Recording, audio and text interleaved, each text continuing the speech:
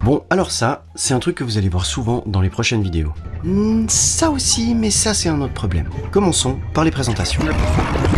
Le gars qui se gratte le nez là, c'est moi. Je m'appelle Loïc, j'ai 31 ans, et avec Angélique et notre petit d'1 an et demi, on a décidé de partir à l'aventure. Pas définitivement, hein, mais très souvent. Du coup, après le Covid, on a acheté Charlie, et dès qu'on en a l'occasion, on fout le camp. Charlie, c'est un Itineo SB700 qui nous amène vraiment partout. Mais vraiment partout. Et il nous en a fait voir du paysage. Mais arrête, tu spoil tout là. Oui, pardon. Bref, embarquez avec nous dans notre aventure à travers les pays nordiques et les factures d'essence. Ah oui, et oublie pas de t'abonner aussi au passage, ça fait toujours plaisir et ça te permet aussi de pas rater les prochains épisodes, s'ils sortent un jour. Oh, ça va, hein. C'est reparti pour la série de vidéos sur la Norvège. Vous imaginez pas à quel point j'attendais ce moment. Pouvoir redécouvrir ce pays, le découvrir encore plus que la dernière fois. J'étais déjà allé en 2019, je vous avais fait quelques vidéos qui, je crois, d'après les stats, vous avez pas mal plu. Là, on repart 3 semaines. Cette fois, on va faire un petit peu la Suède, un petit peu la Norvège, principalement la Norvège quand même. Et l'objectif, c'est comme d'habitude, de vous faire vivre à travers les vidéos la van life, la Norvège. Le premier épisode, ça sera plus un petit peu un carnet de voyage parce qu'il n'y a pas grand chose à vous expliquer, hein. C'est de la route, de la route, de la route. Donc nous, on part depuis la Suisse, on fait Suisse, on traverse l'Allemagne, ensuite on va en Suède et on remonte la Suède jusqu'à la Norvège. On va pas aller jusqu'au Lofoten parce que ça fait un petit peu loin cette fois, on va rester un petit peu plus bas, mais on vous emmène avec nous. On se retrouve sur la route, c'est parti. Quand tu décides d'aller en Norvège, tu décides aussi de faire beaucoup de kilomètres. Depuis la Suisse, pour atteindre notre objectif, on a dû traverser la Suisse, l'Allemagne, le Danemark, la Suède pour enfin arriver en Norvège. Mais quand tu voyages avec un petit, tu peux pas toujours te permettre de faire 5 ou 6 heures de trajet. Et nous, on voulait atteindre la Suède le plus rapidement possible pour pouvoir profiter sur place un maximum de jours. Tu peux jamais être sûr d'arriver à l'heure prévue sur ce genre de distance. Entre les bouchons, les pauses pipi, les travaux, les pauses essence, qui te coûtent un bras, les camions... Ah, oui, parlons-en des camions. Si un jour tu dois traverser l'Allemagne, on te conseille vraiment de faire ça un dimanche, car autrement, ton trajet va passer de ça à ça. Voilà. J'ai jamais fait des routes avec autant de camions. Et ça, vous le verrez plus tard sur la vidéo du retour. Abonne-toi. Mais bon, avec énormément de chance et étonnamment, Solan a super bien tenu. Premier trajet, plus de 575 km en 6 heures environ, avant d'arriver à notre premier spot dodo en Allemagne. Après plus de 600 km, on vient de se trouver un spot, on est dans le nord de l'Allemagne, pas tout à fait au nord, pas tout à fait tout au nord, mais on est à peu près à 4 heures de la frontière avec le Danemark, qui sera l'objectif de demain. On s'est trouvé un petit spot tranquille pour notre première nuit. C'est un petit parking en pleine nature à côté d'un terrain de foot et on a payé 5 balles la nuit, donc honnêtement c'est pas grand chose.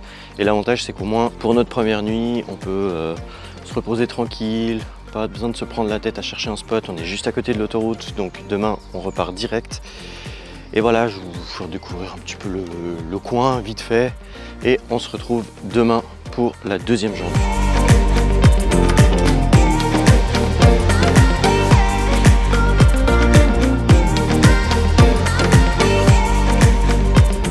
Bon, après 5 heures de route, on est enfin arrivé au Danemark et on a trouvé un spot juste incroyable. C'est le long de l'autoroute en fait. Vous avez une station-service et juste derrière, ils ont fait des emplacements où vous pouvez venir vous parquer avec votre van. Ce qui est incroyable, c'est qu'en plus, il y a de l'eau à proximité. Et vous avez des tables, des chaises, tout ce que vous voulez pour vous poser. C'est vraiment un spot tip top. Et juste derrière, on a vu sur un petit étang. Je vais essayer de vous faire des plans drone pour vous montrer un petit peu. Et là, d'abord, je vais aller chercher de l'eau. Donc, on va sortir la longboard. On va prendre le bidon de 20 litres et on va aller chercher un petit peu d'eau pour prendre une douche. Ça fait toujours du bien. Hop.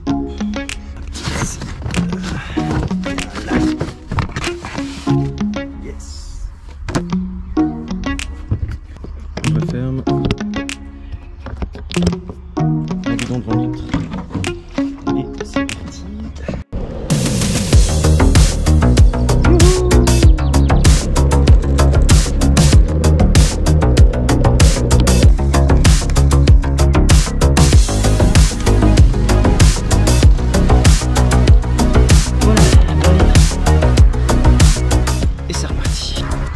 que j'arrive à faire de la longboard avec ça? Non. Est-ce que je vais la poser sur la longboard et la pousser? Oui.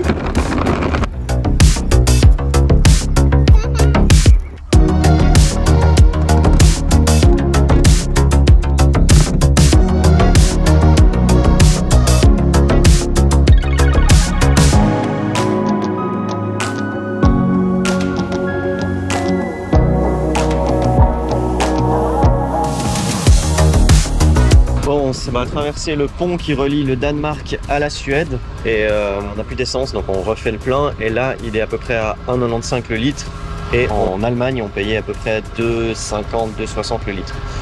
Donc ça va faire du bien malgré tout. Pour rejoindre la Norvège depuis le Danemark, il y a deux itinéraires possibles. Soit tu vas à Hirtshals tout au nord et tu prends le ferry jusqu'à Langesund ou Kristiansand, soit tu prends les deux ponts à l'est qui relient le Danemark à la Suède. Attention, ils sont pas gratuits. Comme nous on avait pour objectif de traverser la Suède, on a décidé de prendre les deux ponts.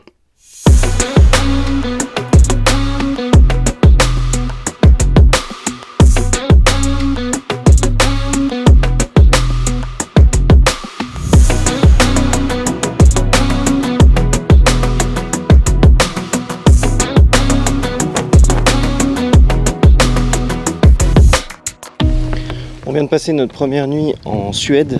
On s'est trouvé un spot sur un petit parking vraiment au bord de la mer, à côté d'un port. C'est une petite marina. Si le spot vous intéresse, je vous mets de toute façon le lien dans la description. Sachez que c'est un spot Park4Night. Par contre, ça coûte à peu près 24 francs suisses la nuit avec l'électricité. Et vous avez aussi des douches si vous voulez, vous avez des toilettes.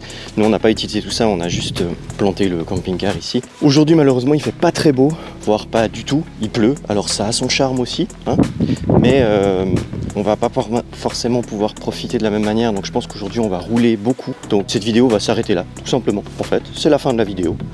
Et ce qu'on va faire, c'est que nous, on va monter à Göteborg. On va voir si on va visiter la ville ou pas. Mais de toute façon, vous verrez ça dans les prochaines vidéos. Donc n'oubliez pas de vous abonner à la chaîne YouTube si cette vidéo vous a plu. Cette vidéo était un petit peu particulière parce que l'objectif était de monter le plus rapidement en Suède depuis la Suisse. Donc il n'y a pas grand chose à découvrir non plus, j'en suis conscient. Mais les prochaines vidéos seront beaucoup plus intéressantes. Vous allez vraiment pouvoir découvrir la Suède, les spots, la Norvège, etc. Et toujours en famille. En tout cas, j'espère que cette vidéo vous a plu. Encore une fois, n'oublie pas de t'abonner. Tu peux aussi nous suivre sur Instagram, je vous le mets juste ici. Et on se retrouve bientôt dans une prochaine vidéo. Ciao, ciao!